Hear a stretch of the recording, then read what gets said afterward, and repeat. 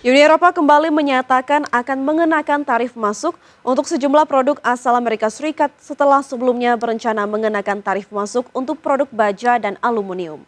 Dengan demikian, total produk asal Amerika Serikat yang akan terkena tarif balasan Uni Eropa mencapai 72 miliar euro.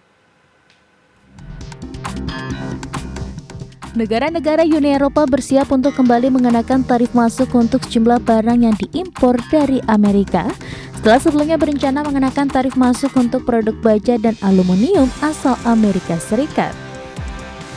Dalam rencana kebijakan terbaru ini, Uni Eropa mengancam akan mengenakan tarif masuk bagi pesawat Boeing, whisky, mobil, peralatan, bahan kimia, serta produk makanan dan minuman. Dan jika kebijakan tersebut jadi diterapkan, maka akan berdampak pada total ekspor barang dari Amerika Serikat senilai 72 miliar euro atau setara dengan sekitar 1.367 triliun rupiah.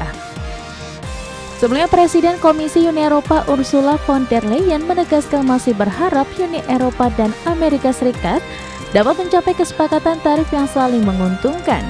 Karena itu Uni Eropa melakukan penangguhan pengenaan tarif masuk terhadap produk baja dan aluminium yang merupakan kebijakan pertama penerapan tarif balasan terhadap Amerika Serikat.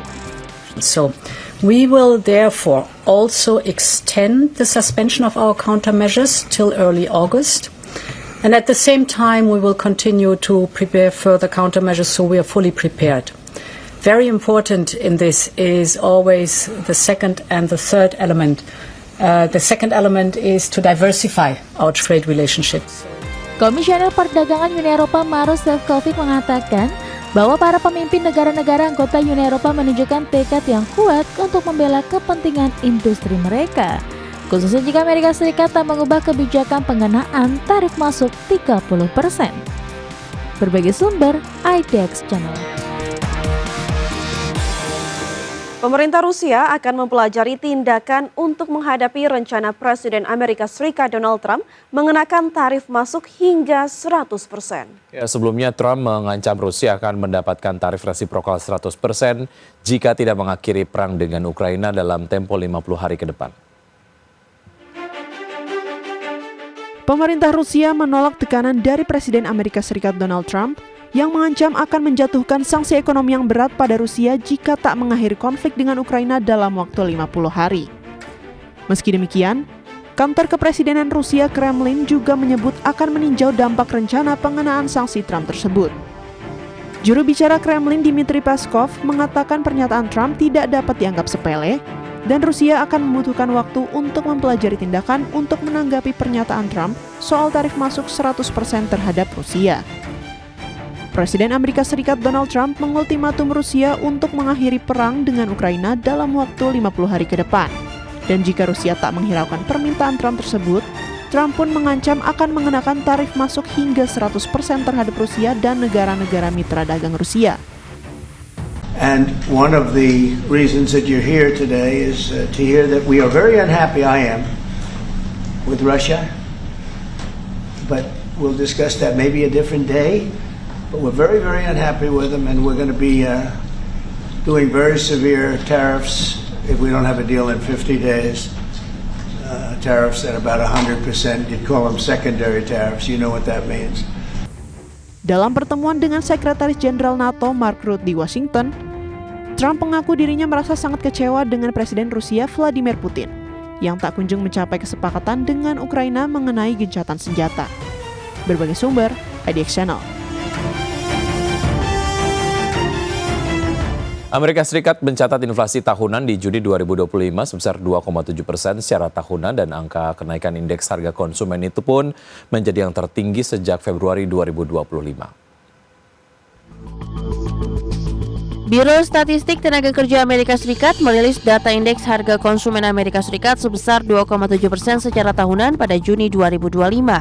Angka ini naik dari inflasi Mei 2025 yang sebesar 2,4% year on year. Angka kenaikan IHK di Juni 2025 juga menjadi kenaikan yang terbesar sejak Februari 2025. Adapun inflasi tahunan Amerika Serikat lebih tinggi daripada konsensus pasar serta peningkatan rata-rata 2,4% pada 5 bulan pertama 2025. Para analis pun mengaitkan kenaikan ini dengan peningkatan tarif terhadap mitra dagang negeri paman Sam tersebut. khususnya sejak Presiden Donald Trump menjabat untuk periode keduanya. Sementara inflasi inti yang mengecualikan harga pangan dan energi yang fluktuatif dan dianggap sebagai indikator tekanan harga yang lebih akurat, juga naik menjadi 2,9% di Juni 2025 dari periode yang sama di tahun lalu. Adapun secara bulanan, Biro Statistik Tenaga Kerja mencatat IHK Amerika Serikat naik 0,3% pada Juni 2025, setelah sebelumnya naik tipis 0,1% di bulan Mei 2025. Kenaikan tersebut menjadi yang terbesar sejak Januari 2025 dan juga mencerminkan biaya sewa yang lebih tinggi. Berbagai sumber, IDX Channel.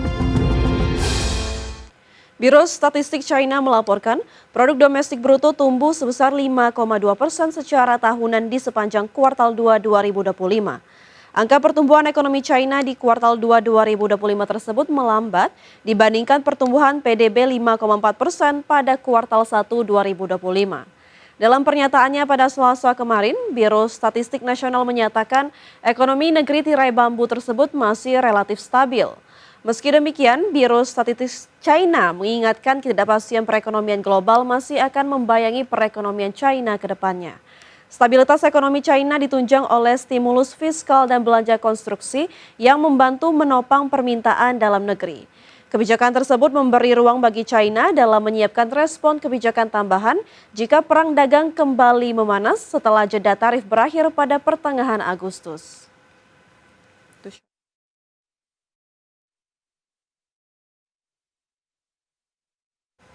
Pemirsa, penemuan ladang emas raksasa di Provinsi Hunan, Tiongkok mengejutkan dunia pertambangan. Cadangan emas ini diperkirakan lebih dari 1.000 ton dan disebut sebagai salah satu yang terbesar dalam sejarah modern.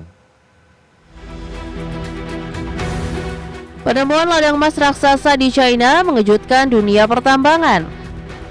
Ladang emas yang terletak di Wangu, Pingjiang kini menjadi sorotan global setelah tim geologi Tiongkok menemukan lebih dari 40 urat emas menggunakan teknologi pemodelan 3D.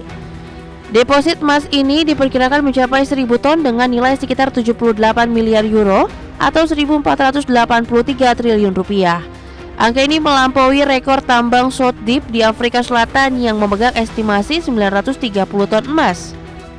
Tak hanya jumlahnya, kualitas emas di Wangu juga mencengangkan dengan konsentrasi 138 gram per ton biji, jauh di atas rata-rata global 5 hingga 10 gram. Kandungan tinggi ini diperkirakan akan menurunkan biaya ekstraksi secara signifikan. Fenomena emas terlihat kasat mata pada sampel inti batuan menjadi daya tarik tersendiri bagi investor. Adapun temuan ini memperkuat posisi Tiongkok sebagai produsen emas terbesar dunia dan akan mendorong pembangunan infrastruktur besar-besaran di Provinsi Hunan. Teknologi pemodelan geologi 3 dimensi disebut sebagai game changer, membuka peluang eksplorasi baru di masa depan. Para pakar menilai penemuan ini bukan hanya berdampak pada sektor tambang tapi juga perekonomian global. Berbagai sumber, IDX Channel.